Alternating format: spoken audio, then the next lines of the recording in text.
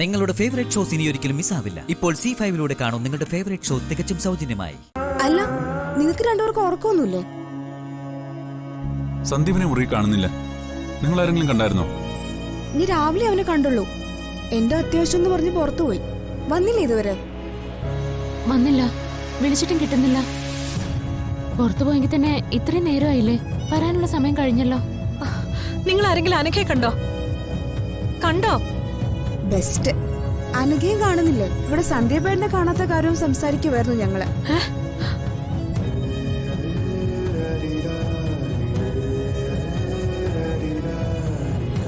ഞാൻ വിളിച്ചു നോക്കിട്ട് വരാവേ.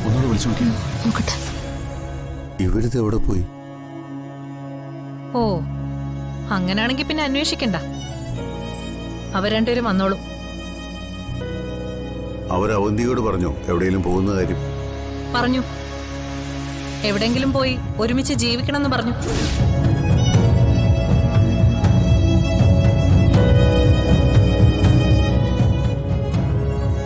ആർക്കും മനസ്സിലായില്ലേ? സന്ദീപും അനഘയും കൂടി എങ്ങോട്ടോ ഒളിച്ചോടി പോയെന്ന്.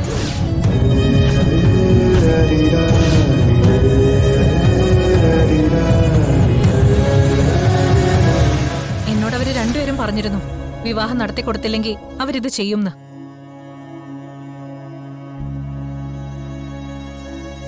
പക്ഷേ അതിത്ര വേഗം നടക്കുന്നു ഞാൻ കരുതിയില്ല.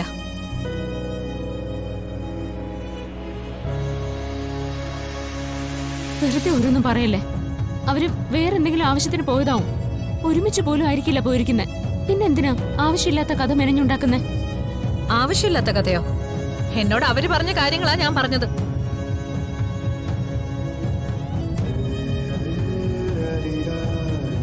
അവരുടെ വിവാഹത്തിന് വലിയ എതിർപ്പായിരുന്നല്ലോ എല്ലാവർക്കും. അപ്പൊ അവർക്ക് തന്നെ തോന്നി ഒരുമിച്ച് ജീവിക്കാമെന്ന്. അതിലിപ്പോ എന്താ തെറ്റ്? സച്ചി, നീ പോലീസ് സ്റ്റേഷൻ വിളിച്ച് വിവരം പറയും. ശരി. എന്തിന്? ഇനി നാട്ടുകാരെയും കൂടെ അറിയിച്ച് നാണം കെടാനോ? വേറെ ആരെങ്കിലും ആയിരുന്നെങ്കിൽ കുഴപ്പമില്ലായിരുന്നു. വിവാഹം ഉറപ്പിച്ച് രണ്ടുപേരാ പോയിരിക്കുന്നെ, അതും അവരുടെ ജീവിതം ജീവിക്കാൻ.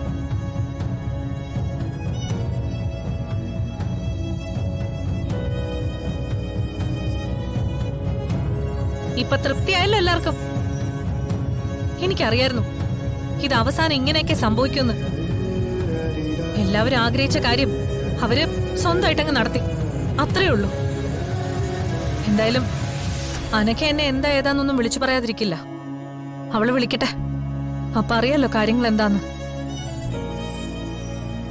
അവരുടെ വിവാഹം എന്തുമാത്രം സ്വപ്നം കണ്ടതാ ഞാൻ. എന്നിട്ട് ഈ പിള്ളേരെ ഇങ്ങനൊരു ബുദ്ധിമോശം കാണിച്ചല്ലോ.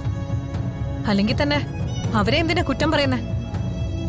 അവര് പലപ്പോഴായി വിവാഹക്കാര്യം പറഞ്ഞിട്ടും ഇവിടെ ആർക്കും ഒരു മൈൻഡും ഇല്ലായിരുന്നല്ലോ. ഇനിയും ഇത് വിശ്വസിക്കാൻ പ്രയാസമുള്ളവർക്ക് ഉടനെ ബോധ്യാവുമല്ല. ഒരു കാര്യം എനിക്ക് ഉറപ്പാ, സന്ദീപും അനഘയും ഒളിച്ചോടിപ്പോയത് തന്നെയാ.